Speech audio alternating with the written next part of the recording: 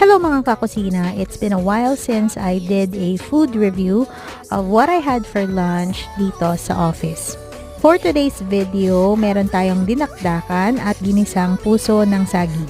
For me, masyadong maasim sa akin yung timpla ng ginisang puso ng saging. Nakita nyo naman sa reaction ko. As for the dinakdakan mga kakusina, happy ako dito. It was really good. Napaka-creamy niya. Tama lang yung asim, yung alat, at saka yung anghang. Let's rate this mga kakusina. For the puso ng saging, I would give it 7 out of 10. Binigyan ko ng consideration yung ganda ng texture niya habang kinakain ko siya. Although, it could tone down a bit on the sourness. For the dinakdakan, I would give it 10 out of 10. That's it for today's video mga kakusina. See you again on the next one. Bye now!